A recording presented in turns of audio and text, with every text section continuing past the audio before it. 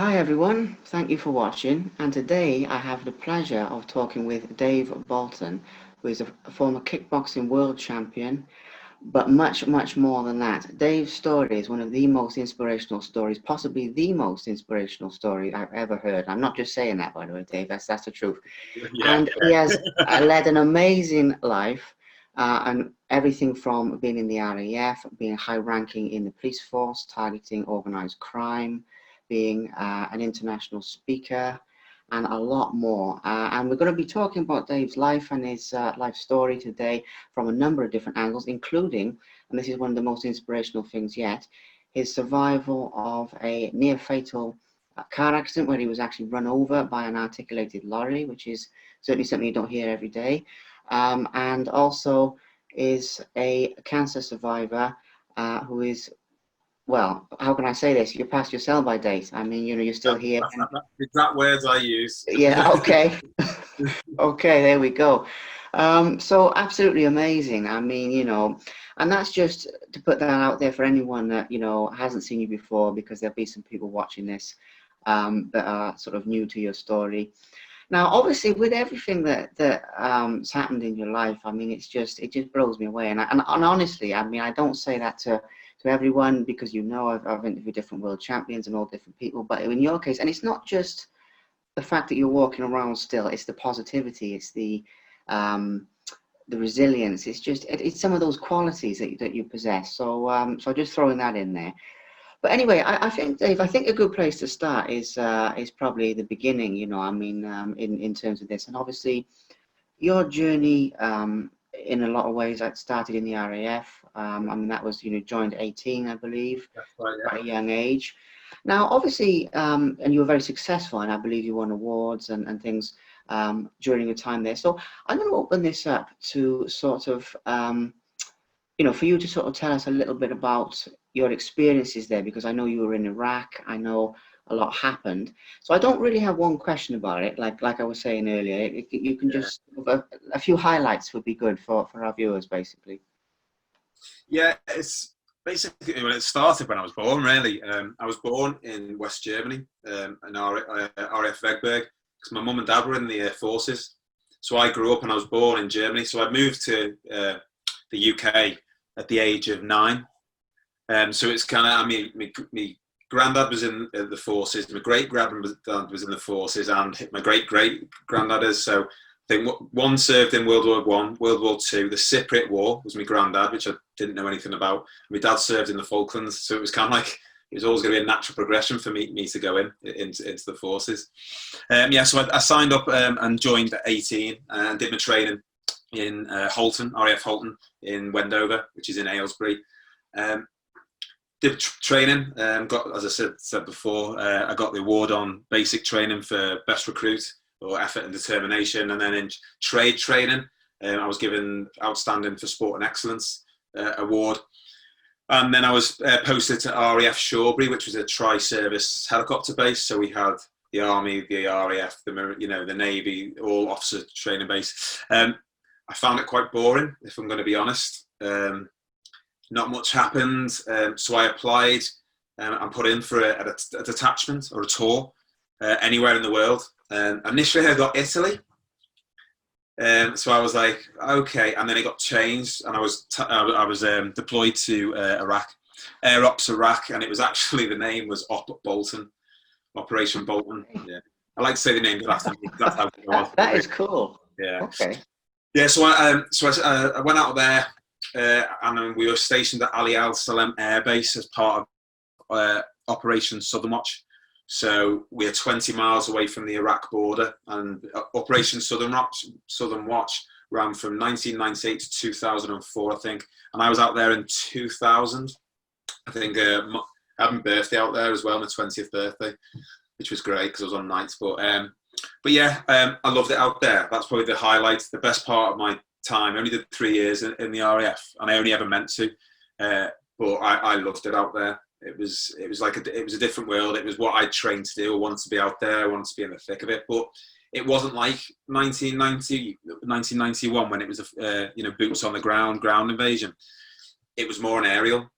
So when we were out there, you'd see Apaches, you'd see the the tornadoes, all leaving the base with like loaded up, and they'd all coming back with nothing on. So we were more patrolling, but I was attached to the US security forces and the US Marines, which was brilliant because we had our accommodation was, it was just like 3 lads in a room. You had your mess hall, which wasn't the best. You had a gym that you can call it a gym if you want. It was just in this hall, and you had like a makeshift cinema. Because I was attached to the Americans in the US, I was allowed to go up onto their part of the base, which was called the Rock. And you got so many, obviously being American, you had so many security like steps to go through, but we were allowed to go straight through with them. They had everything up there. They had a McDonald's, a Wendy's, a Baskin and Robbins. They had swimming pools, volleyballs, a gym that was massive, bigger probably than our base. The amount of money they had and built up there was unreal, absolutely unreal. I made some good friends out there as well on the American side. And one of the highlights of that was we played 3-on-3 basketball with loads of people watching. and like we were okay at basketball. We actually beat them. We beat them in a game of 3. Yeah. Brilliant. So it was good. It was no real major stories to talk about really. It was we had a couple of dealings with nomads that were out in the desert on patrol. But apart from that, it was good. I just like going out and exploring out in the desert, and we had like a camera on us each, wildlife pictures, and we went to like the tank graveyard, which is where just thousands of tanks just abandoned from the first invasion. It was really good. We managed, and as I was saying to you before, towards the end of our tour, I got offered, you get R&R, which is rest and relaxation. So you can either come home, fly home, back to the UK. But bearing in mind, as I said earlier to yourself, to get out there, I had to spend 16 hours on a Hercules. So it's a freight train by the forces that the army, the RAF, the Marines use. So there's no seats; it's just netting. And as soon as you're in the air, it's a scramble to find somewhere to sleep. So on the way out, I managed to scramble up on top of everyone's luggage and bed in.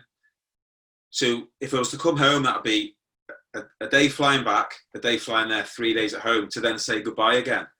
Or they could fly you to Bahrain, so a 40-minute flight with the Americans. The Americans flew us in to Bahrain to stay in a 5-star hotel, and they gave us £400 at that time to spend. It was a no-brainer, really. Yeah, it's a no-brainer.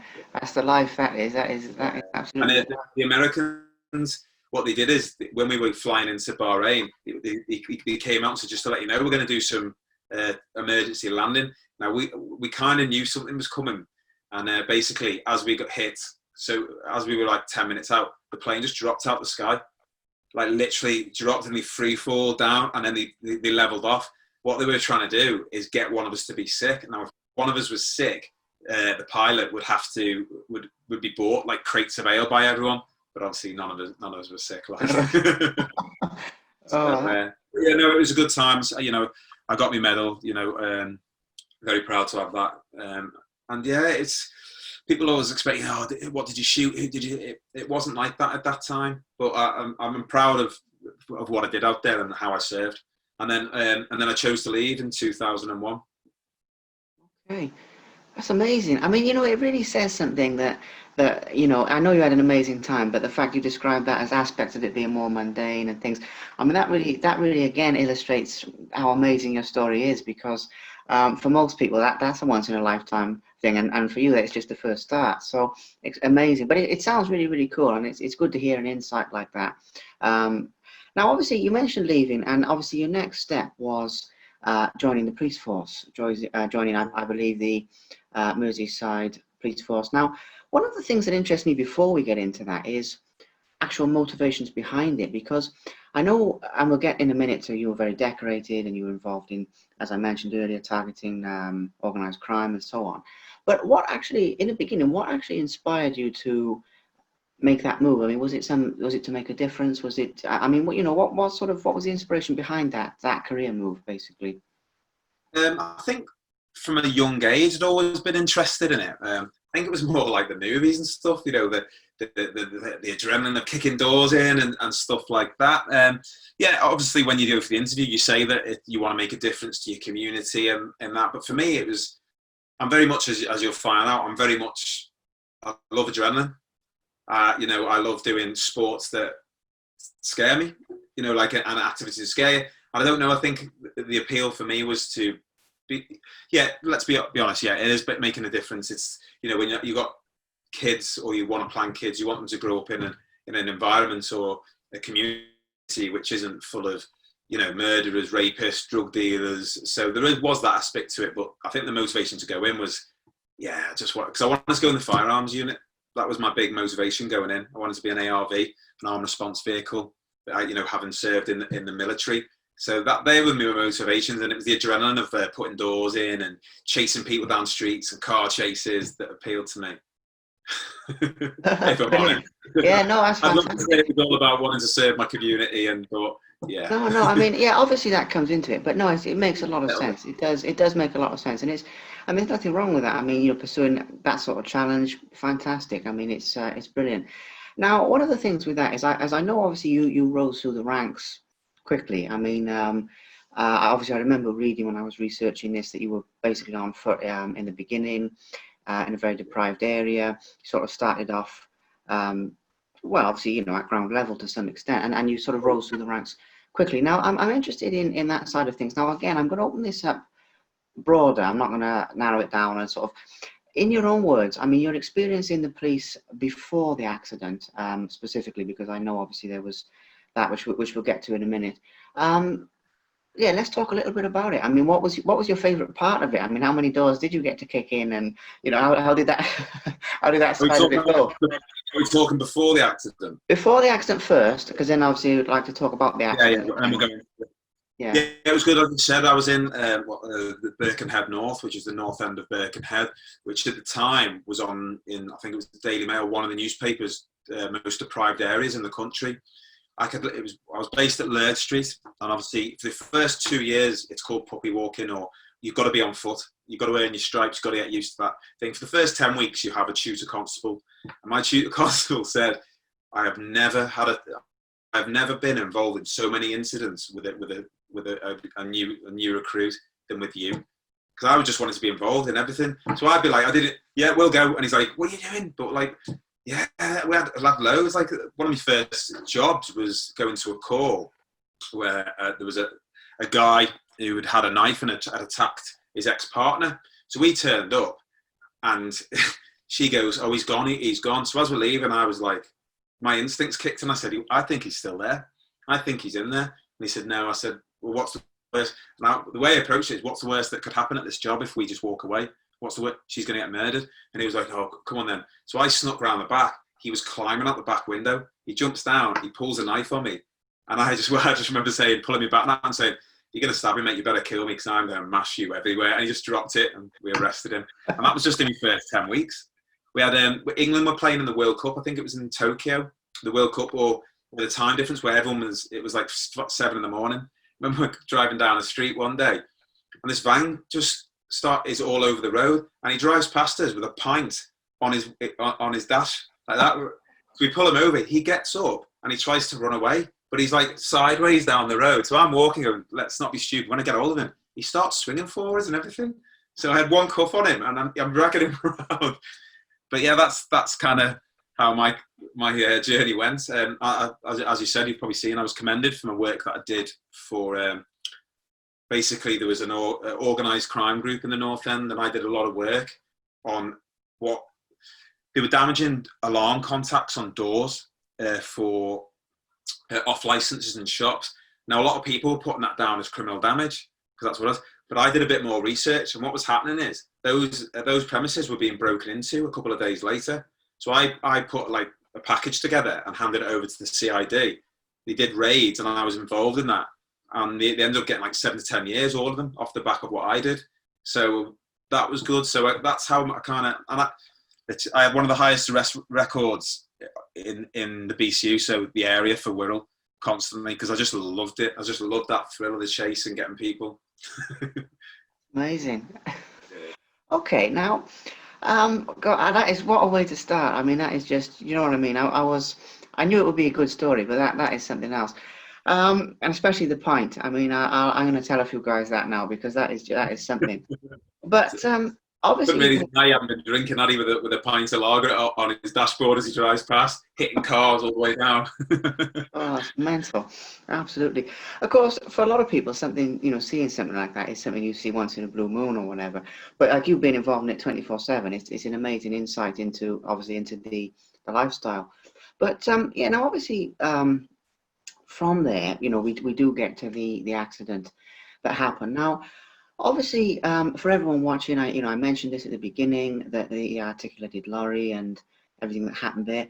But obviously, now this was in, just also for everyone watching, a few years later, because I believe it's 2004. So obviously, it was a few years after your joining of the of the police force. But it does interest me what actually happened, because when I was researching this, I watched another interview you gave where you described a little bit about it. But in your own words, what actually happened on that day when, I would say in many ways, your life obviously changed forever in a lot of ways. So what actually happened? What actually went down in that situation?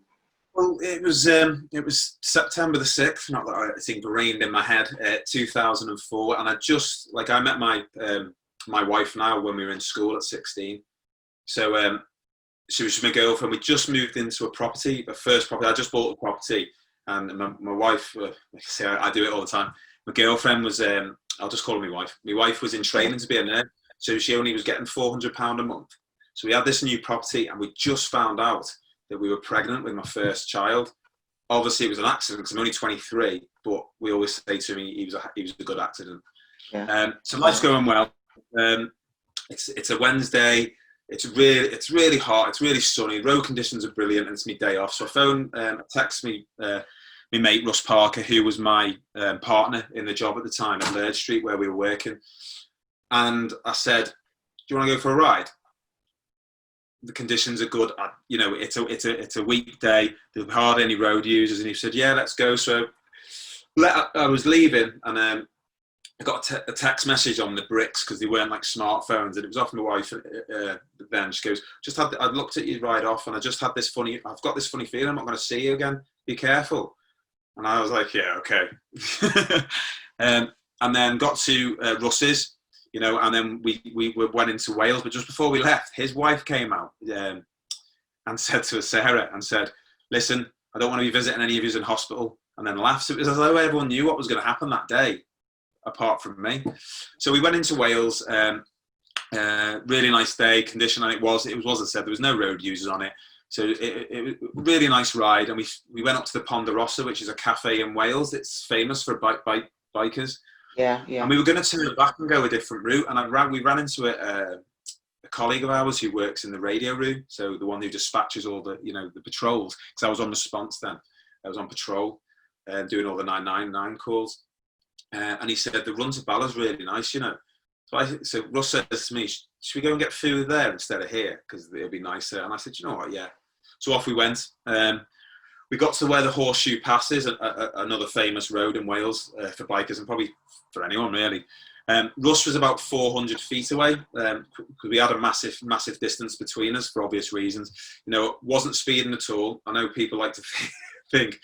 And there was a sharp left-hand corner with the chevron, so I came right down off the power, leant into the corner. So for those who ride bikes or those who don't ride bikes, you come off the power, you lean into the corner, and then you come back on the power, so it hugs, so the wheels hug the road, and you drive the corner, you ride the corner. Russ disappeared around there. I came right the way down, leant into the corner, came on the power, and as I came on the power, I came on the power where there was diesel and gravel, which was unfortunately all over the road. That forced the bike to tank wobble, slip from under me. One thing you should never do on a motorbike on a corner is brake. Unfortunately, my natural reaction, without me even knowing I did it, I jabbed that brake, which then sat the bike upright, and it followed its course. So instead of going in a nice curve around the apex of the bend, it sat up and took me across onto the wrong side of the road, which usually wouldn't have been too bad. But unfortunately, about 6 to 8 feet away was a 23-ton articulated lorry. When they say time stands still, Trust me, it does. Honest to God. I just remember going, can I swear on this podcast? Yeah, crack on. Honestly, this is what I said. Oh shit, in my head. Yeah. And I had a full-blown conversation with myself. It must have been milliseconds, but it felt like 10 minutes. And it was like, one was, do I go on the power and shoot across? No, because there's like a fence, a wall. You're probably going to die that way. Can I lean into it more and come on the power? You haven't got time. So what's my only option? Jump from the bike. So I shifted all my weight onto the left peg of the bike and threw myself off the bike. I remember the whole incident, like literally everything, as though it was yesterday. I can smell the burning petrol, the rubber, the feeling of the coldness on the ground. And I hit the ground and started to slide on my back onto the proper side of the road, to the left-hand side of the road. Fortunately or unfortunately, it depends how you view things, is I went under the back wheel of the cab, so the main engine of the actual vehicle, and the back two wheels of the articulated to the trailer part. I knew it was bad straight away because my left leg, it's weird, and I've not said this in an interview, the first wheel just seemed to bounce over my legs as though it didn't do anything. But then the second one obviously went straight over and crushing both of them. But as I said, I knew it was bad because my left leg, I remember my left leg just snapping upwards and then going to the side because it completely dislocated and ripped up and lay on the left-hand side. So my left leg's there and it's at a right angle, which it shouldn't be. So I'm lying there, no pain whatsoever. But whether my body had kicked out, your body's an amazing thing, kicks out endorphins and all these pain blockers, either that or I was in shock. I'm a massive believer in fate. So I sat there and I was waving my hand just to say, help, I'm alive. I've just hit, potentially people think I've just hit the front end of it, just to get help. Big believer in fate. The person behind me in the car was an off-duty paramedic who at the time must have saved my life, because what had happened is I'd severed my femoral artery in my left leg and I was bleeding off. I didn't know that at the time. I knew there was blood because I could see it oozing out, and I had leathers on as well, but I didn't know how serious it was, but I knew it was bad. I didn't realise the extent of my injuries on my right leg neither. So it felt like an eternity for the ambulance to turn up. But what was really, really bad at the time was obviously Russ came back, was obviously devastated and shocked at seeing what the mess, because there was bits of fairing everywhere. You had the petrol from the actual accident all over. I was half on the left-hand side of the road where it should be. I took my helmet off at the scene. Everyone was saying, don't do it. But I knew the speed. I only crossed it 22 miles an hour. I knew from the speed, the impact, that I'd landed on my back. I knew I had no spinal injury. I knew for a fact there was nothing wrong with my neck. So I was struggling to breathe in it. So I took it off and threw it. It was obvious that I was likely to prove fatal at the scene. And that's what I was classed at. So I was either going to die at the scene or I was going to die en route. People knew that the road was going to be closed off. Even if I didn't, it was still a serious accident, and forensics would have to come in scenes of crime. So the vehicles on the right side of the road coming towards me were driving past my head by inches. Vehicles were going past my head really slowly while I was lying there. So the ones on the left side of the road where I was lying on couldn't get past because obviously the off-duty paramedic had blocked the road. So my mate Russ, I didn't know it at the time. He told me a lot later that one of the guys had gone to pull out, and he'd stopped him and said, "Listen, my mate's in a bad way." And he said, "I know, but I want to get home before the road gets closed." And he leant in and he took the keys out of the car and he said, "I'll give you these back at the end of it." I said, "And if you try and get them off me, I'm a police officer, and I'll just throw them in the field." And it stopped it. So eventually it felt like an eternity for the ambulance to turn up, and it did. And they were trying to keep me talking, and the girl, I can't remember what her name is, she was just constantly talking to me, "So what are you doing?" I said, "Oh yeah," and I was told her what to do, and all about Sam, and we had a baby on the way, and I think they were just, because I felt a bit tired, and she kept saying, "No, don't go to sleep," and they were constantly keeping me, talking. And then the ambulance turned up, and they came up and they started giving me some gas and air, and I said, "This is for the pain," and I was like, "I'm not in any." So he said, "Well, you will be in a minute, potentially." And he realigned my leg, put my leg back into the position it should be, and you heard the crunching and stuff, but I had no pain. But I sucked that much gas and air that my head was just spinning anyway. And then I still had my sense of humour though, because he said, listen, mate, we're just going to cut your boot off, your left boot off, because we need to see what's going on. I said, they cost me like £300-400. They went, well, they're worth 150, 200 now, aren't they? I was like, oh, for God's sake. So we're doing that, and I'm sat there, and it's a bit, I remember everything about it, like imprinted in my mind. And then they had a discussion. They said, listen, mate, we're not going to take you in the ambulance. We're going to have to get your airlifted. He didn't tell me at the time. It's basically, if I'd have gone in the ambulance, I would have died en route, because I was losing that much blood. So the air ambulance landed in the field adjacent to us on the right-hand side. And I remember they'd already got me on a spinal board. They'd already got my legs secured. And I was loaded into the back of the air ambulance. So it goes dark because you get shoved. They go, don't worry, we'll pull you through. So they put me in this hatch, and it's like literally you can't move. So if I was overweight, God knows how they'd have got me in. But so they shoved me in, it was dark, and then they pulled me through. And there's like a surgeon or a doctor, whoever he was, and he just said, are you all right, mate? And I said, yeah, not too bad. I've had better days. He said, have you ever been in a helicopter before? And I said, no. And I said, which is really weird, really. He said, because I used to work on an RAF helicopter training base. I said, the PAN, which is like the airfield, was at the back of my house that I had. I said, I've never been in one. He goes, God, this is a bit of an extreme way to get in one. I said, but I'm in one now, haven't I? It paid off. So he's like, so, even at this point, another point as well, actually, when I was lying under that the lorry, I don't know where it came from. All I remember thinking is, don't panic. If you panic, your heart rate's going to rise and you're going to bleed out quicker, because obviously, as I said, I could see. So even at that point, I was telling myself that I'd just stay calm. And I think, again, if I hadn't had that, I probably would have bled a lot quicker. But anyway, I've jumped back to that. Apologies. So he said, okay, I'm just going to give you something for pain. I said, am I not in any pain? Is that normal? He said, I think you're in shock. So then he just gave me an injection, and then I don't remember anything else. I was placed in an induced coma for 8 days. I was airlifted to Glenclwyd Hospital in Wales, where I underwent a 12-hour life-saving operation. A lot later on in my recovery, I was told that I was 30 seconds away from dying. At one point during surgery, while they were putting transfusions in, it was coming out the other end. So they said I was, and again, I always say, like, fate, if that helicopter had been on another call, if someone was like, say they'd gone to the toilet and they were 30 seconds later, I wouldn't be here now. It's just madness. But yeah, the operation. Sorry, what was that?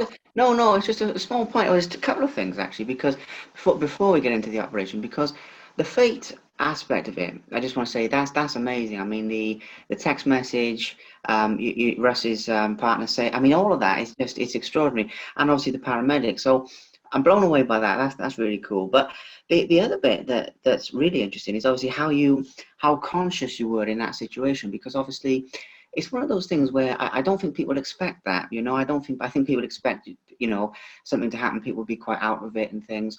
And I have heard that before. I mean, I remember, it's a little bit off topic this, but I remember interviewing another motivational speaker who was actually shot and paralyzed from the chest down. And he described the shooting, and he described a similar sort of thing with, don't panic. But that's the only other time I've heard it. And it amazes me that how you had the mental strength. And I've seen as mental resilience is one of your points. You had that sort of fortitude to do that. Now, where do you think that came from? I mean, how did you stay? I mean, your legs hanging off, your other legs up here. You're thinking, I've just got to stay calm here. I mean, I think, where do you think that? I've answered that question so many times. I don't know. Yeah, is the answer. People say, oh, it must have been from the forces, but you don't get trained to stay.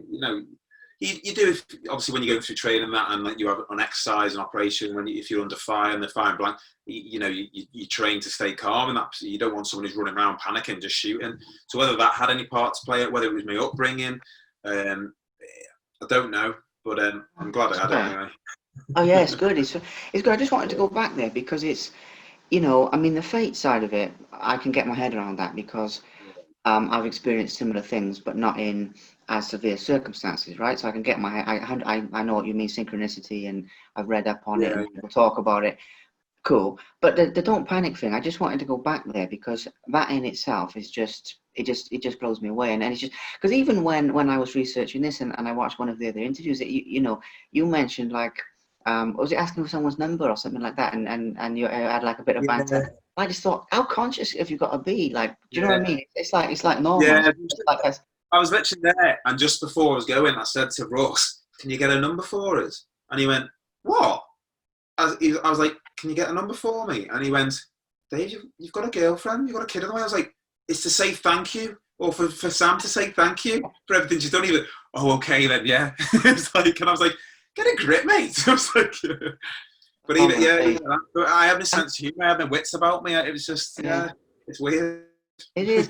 I would say, And I mean, probably one of the worst situations you can find yourself in as well. yeah, I know, it's crazy. I would say, I mean, obviously hearing this for the first time, that obviously part of it's got to be like in your character, in your sort of temperament, I'd say at least. But some of it, I don't know. It's just amazing. I wanted to go back there because it's one of those inexplicable things. But it's just really interesting. Now you were at the operation. You were at the operation when I cut across you. Now, one of the things that sort of interests me about the operation is obviously they saved your life, which in itself is amazing. But you were told that your leg would have to be amputated. Is that right? Because that's one of the things I came across. Yeah. To be continued. Everyone, please keep an eye out for the next episode of Dave Bolton's story, which can be seen on a Simply Inspired YouTube channel. Thank you very much for watching, and hope you enjoy the next episode. Thank you very much for watching. Please subscribe to the Simply Inspired YouTube channel, and there'll be more videos coming soon.